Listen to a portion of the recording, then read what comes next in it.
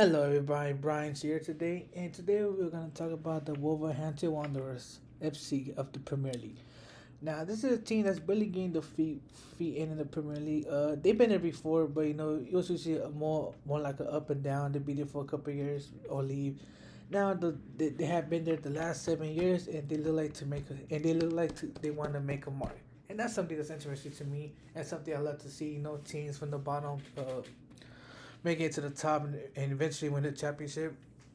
And compared to most teams, this is one of the teams that's actually trying to make it to the top by players. I just feel like recently they're just going through some financial issues. But eventually, I feel like they will make it to the top of the Premier League. But besides that, let's get to the point of this presentation to see why this team is really a team that if you don't really watch soccer, the team you should follow. Now, before we get started, I just want to go over some basic info on the team.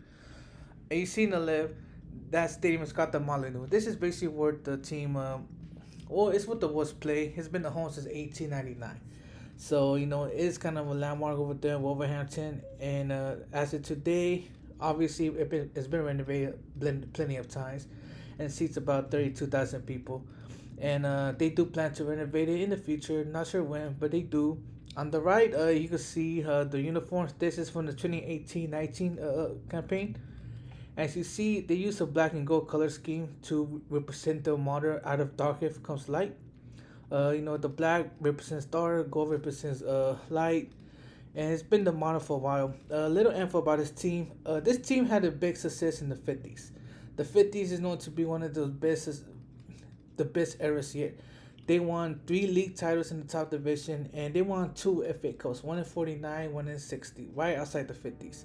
Uh, However, that was the only spark of success they really had like that. However, but that era they did a lot of things. They did expand the game globally. They were one of the stadium on the left was one of the first stadiums to use floodlights, and because of that, most of the big most of the big European teams will go there and play them on a nightly basis, and because of that, lots of people it kind of pushed the people to start a Europa League, which is and he started this European League Cup, which today is the UEFA Championship League, and sorry about that,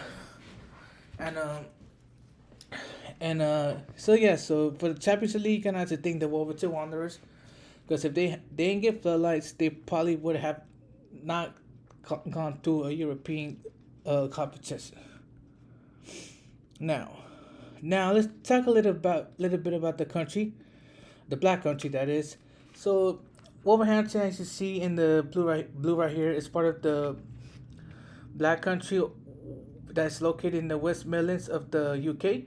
And you can see there's a lot of other boroughs: Walsall, Sandwell, Dudley, Birmingham on the right. In the Black Country, we recently got it Black Country because during the Industrial Revolution, it was really polluted due to the manufacture of coal in the area, and basically, during that time, it was really driving as a lot of jobs created, lots of immigrants started coming in, getting jobs. It became densely populated because of the jobs. However, during the 1900s, especially after World War II, they started hitting a financial crisis because the resources started to get depleted, and it was kind of hard for them to maintain manufacturing. So what they started to do is urbanize. So basically, they started to close down some of the coal mines that couldn't function no more, and build homes.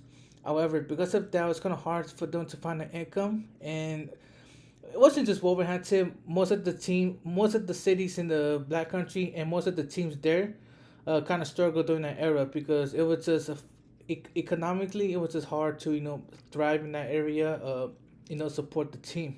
As fans, it was hard to support the team at the time. Now, during that time, the team. The good thing about the good thing about the Wolverhampton Wanderers, that they love to expand. They always love to be that team that wanted to reach out to the rest of the world so they could get the market known. Basically, they want to give up. They knew that the markets the world was big, and they knew there was more market for them out there. So in '67, Jack Kincut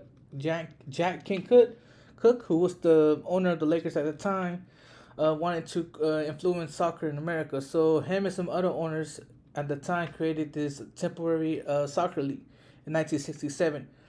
However, they didn't want to create a new franchise and find local talent since America at the time they didn't really have soccer talent at like that.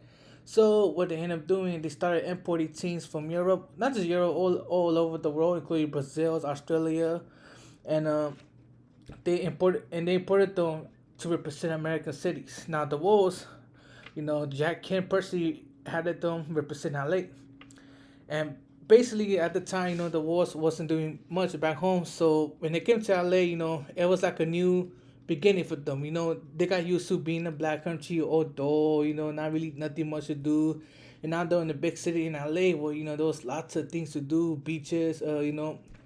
It's a big move for them, and eventually they started doing good, and they eventually won the first season that year, the Wolves, and it was pretty big because at the time soccer wasn't really known to America, and that game, especially the final at the LA Coliseum, with seating 18,000 fans, became became very huge and actually became one of the pushing forces years later to open the MLS or the Major League Soccer in the United States. Um, some more of the global reach. They really like to reach out to fans. Reason right they've been gaining popularity is due to science. Due to science. So on the right you see is Ruben Neves from Portugal. Not him. During that, since 2016, ever since they joined the Premier League, they have signed numerous Portuguese players, and which gave them a big Portuguese fan base, and they still do. Uh, which is kind of good for them because more people are buying their merch down there. And another big thing they gave was gave Raúl Jimenez from Mexico. Now Mexico is a team you have to be like Mexico. The Mexican people, when one of the Mexican players plays for a European team, believe it or not, they'll watch that team no matter what division, no matter what country. They'll watch that team until that player's not there no more. And that's the good thing about the Mexican people. They love supporting the players. And when Raúl Jimenez was in Mexico, the jersey will sell. When I go to Mexico, lots of people had his jersey on. So I'm pretty sure the Wolverhampton got some revenue from that.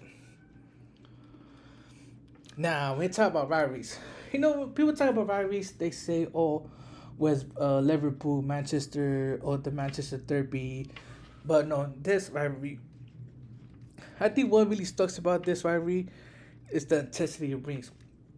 Not only are these two fighting for the black country, West Brom doesn't believe Wolverhampton is in the black country, so they want to prove that they don't belong there or they're not even considered a black country team. And the reason is that because, according to them, when pollution was really high, they will say the pollution wouldn't really reach Hamilton, so they can really be considered a black country. Which to me is it's funny and it's kind of cool at the same time.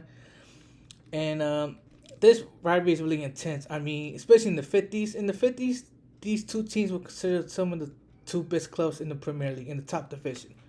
So, every year it was these two battling out to see who's going to finish in the top. And, that's kind of when the rivalry intensified. And, even today, you see on the right was from earlier this year when they played them for the FA Cup. It became really messy. It became really messy that they had to stop the game for a little bit actually, until everything calmed down. So yeah, this rivalry brings a big police presence. Usually play in the morning because later in the night they don't trust people who come to the game drunk. When people come drunk, it kind of causes a stir, and yeah. I think this derby, the Black Country Derby is what they call it. It's probably probably one of the better rivalries I ever read about. And I think it's really cool. Okay, you look in America, Lakers, Celtics, Yankees, Red Sox, it doesn't get down like this. No way. It's like the Yankees telling the Red Sox they're not American or they're not part of New England, And I think I just think it's really a intense rivalry. And that's pretty much it. You know, I hope today. I hope today you took something from the Wolverhampton Wanderers, and hopefully you get to follow them. You get to beat the global reach, and you don't know if you go to the website, If you go to the website, they have a place where you can see where you can find a search of Wolverhampton Wanderers Club around your local area. This one here in LA and Second Street in downtown LA. I've been there. Really exciting. People are just there supporting the Wolves. 6 in the morning, 7 in the morning, whenever they play. And and I think it's a good team for. It's a good thing for a team for like that to really really use his power to make the fans connect. And I think for a team like that who's trying to make it big to the Premier League, it's really huge. It's basically good for them to open up the market to get revenue to get players. Well, that would be all today. Thank you guys. I'm Brian. Thanks for listening. Ciao.